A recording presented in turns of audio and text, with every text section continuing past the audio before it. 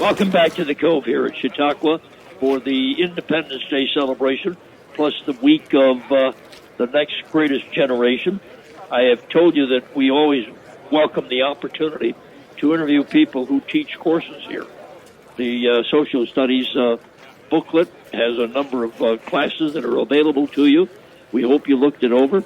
Fortunately, today we have a gentleman who's going to teach, or has been this week, teaching a course called Build Your Brand Online. Peter Wright, welcome. How you doing, Jim? Well, I'm doing fine. But you're right into the world I want to know more of. Well, you gotta tell me what's your Twitter address? Well, let me tell you this, Peter. Right. First of all, let me tell you this. Sure. I said this to the audience before. I'm a prisoner of my past. Tell me more about that. No, I am. I don't jump into these new ideas or fads immediately. I don't get excited and say, "Oh, there's an iPad available," and you run and buy it. I don't do that. I'm sorry to hear that. No, don't be so. I'm going to hang a flag on this. I want to inspire you to check out your iPad. Okay, all right. I mean, look eventually. at this right now. That's my lovely wife sitting in the audience right there. She's got an iPhone right there, and we're live streaming to my YouTube page right now. Right now, this program is live streaming. You and me together. Where are we going? How far are we going? The world, my friend. I know the world. Well, this program is on the internet. Well, I know, but now it's also on my page because I want to showcase that I'm sitting here with the legendary Jim Rosselle. How fun is that? You know, did you know about me before you got here? Are you kidding? Oh yeah, absolutely I did. I've been here for, this is how long have we been coming? 10, 15 years, something like that. Yeah. You see me. Oh yeah. Yeah. But now you're in a dark corner here. I remember you used to be over there in the patio. In the light on the patio. I missed that. Well, everybody does that. Yeah. Everybody. Yeah, they some people that came and realized the studio wasn't there any longer. You know what they literally thought? Tell me.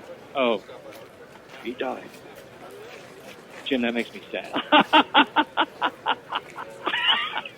But I'm alive and well, Peter. That's right. But wait a minute now. Yeah, please, Peter, tell me. I interviewed Megan Smith on Monday. She was great. From Google. Yeah. Okay. Fantastic. And I don't Twitter. I don't text. I have my good co-host in the mornings do all the Googling for me, and Matthew will do it also. So I'm out of that world at the moment. Right. Am I missing something? You know what? I'll tell you. The experience wraps up for me here. I sit in the amphitheater, and I have my phone, my iPad out, and I open up Twitter, and I am searching. As the institution has been so enthusiastic about using the hashtag CHQ, right? Pound CHQ. And if I open up that pound CHQ, I get to see all of the discussion that's going on in Chautauqua that's not on the stage. And it's really beautiful. It's an extension of the back porch community. No, I certainly agree that I'm being too ignorant of that world, you know what I mean? Too detached from it. Let me put it that way. I don't know if I should get involved in it. Well, let's just say that world would welcome your participation. How about that? All right. Hi, world. Well, and you know that's all about the class that I'm teaching right now. Yeah. That we're teaching about how to extend this presence, this sort of face-to-face presence we're so used to, and extend these relationships online. Yeah, but Peter, I've made the statement that doing it by Googling or Twittering or texting and that sort of thing, I've said you miss the body language of the person you're dealing with. You miss the eye contact of the person you're dealing with. And that's part of the conversation. That's part of knowing the person better than just exchanging words and emailing and reading their words in print. I'd rather talk, Peter, face-to-face like I'm doing right now. I would, all things being equal, Jim, I would rather sit here right next to you as well. However, I'm going to say, sitting in the amphitheater, I'm meeting new people that I never would have met otherwise. Right. Our paths would never have crossed. And here I'm able to have these digital relationships with people that embrace and extend what we're already learning about. And I would sure rather increase my network with these rich relationships with people that I may never meet face-to-face than never having met them at all. Let me ask this question. I feel like you're trying to stump me. No, I'm not. No. All right. I don't ever. No, Peter Wright. No. No, I'm ready. One of my rules of Roselli is that I don't want to propose a gotcha question. Oh, good. Well, good. I feel ready, even more ready. I'm not in the business to do that. I'm in the business, and I'm thankful you're giving me your time. Oh, well, my I'm very pleasure. thankful. And to me, as O. Henry said, everybody's a story. I hope I live up to that in some small part. Everybody's a story. You're a story. Look at the field you're in. Look what you want to do here at Chautauqua. And I'd like to know more of why you want to do it, why you want to communicate in this manner with this audience.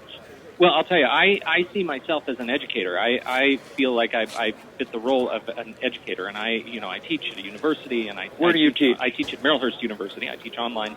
Merrillhurst is a fantastic university in Oregon, and so I teach these. I teach my students how to interpret, how to read between the lines using technology in a rich and new way. And so, for me, it's all about helping people understand what is going on in this universe that they can't always see, and to get over this level of fear and intimidation. Have you talked at all about Tom Becker's words from the morning of Megan Smith's speech? The way he introduced, and I'm going to get the quote wrong, so forgive me, but the intent of his introduction was, he was having this conversation with this young woman who said, and he said, well, I don't understand all this technology. I don't know how to do all that stuff. And she said, don't say that. That's divisive language. You are putting an artificial barrier between us as generational, partners here. And I found that extremely moving, and that's exactly what I'm trying to live up to in my class, to help people who are otherwise scared of this stuff try to not be scared and see the benefits of it. Well, I totally agree with that. I wish I could get more involved in that, and I can if I want to. Sure.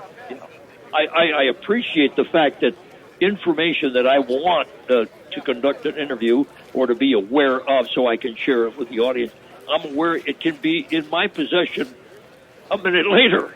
Oh, instantly. Or instantly, as you would say. Matt Warren has done that for me many times. I have had people who have given me the information I seek immediately by a phone call, or they send me particular articles, and it's fascinating to realize I can interview Peter Wright, and if I want to put Peter Wright up there and Google what his life has been all about, it can be done just like that. Yes, What better equipment can you want than to have that all available to you? That is absolutely the truth, and I think people generally underestimate the information that they have at their hands. What I want to know is, once these people have the information, and this is an information age, is there such a thing as an overkill on it? I don't think so. I follow more I like to hang my hat on this Einstein thing, right?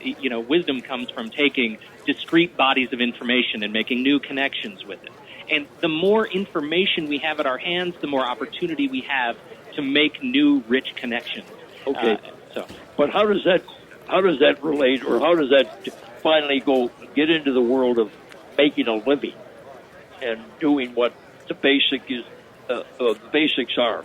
Making a living for yourself, making a living when you get married, making a living that you can send your kids to college, making a living you can enjoy. I love not only the fundamental things that you need, but you can enjoy some discretions of recreational pursuits.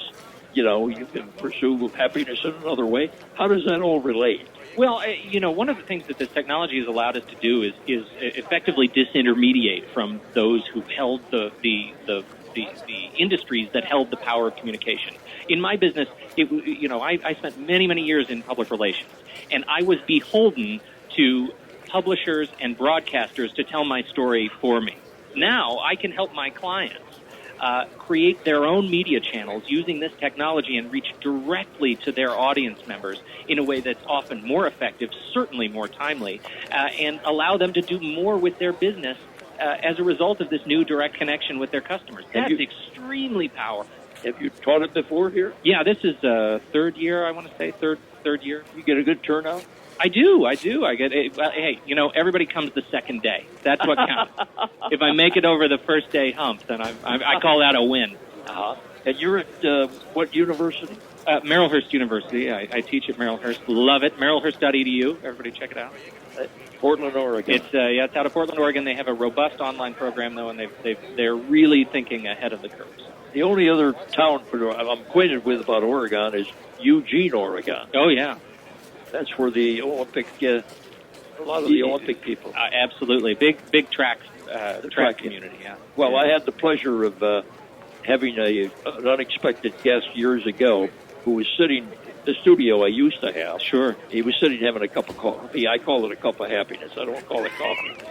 But anyway, and I just asked him if he was here for the first time, and he said yes. And it happened to be Larry Rossum, the voice of Olympic track. No field. kidding. Yeah. That's fantastic. And we talked about Eugene, Oregon, and the association. But he does all the track and field events. Right. For ESPN.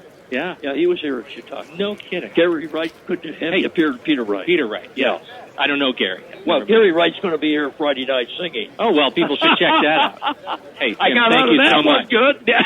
No, he is. He's going to be singing a song called Dreamweaver. You just got lucky. Thanks so much, Jim. All right, Peter. Good to have you. I'll see you next year at the same time, same station. Count on it. Remember that old saying in radio? Uh-huh. Okay, thank you very much. Thanks. We'll be back. Don't go away.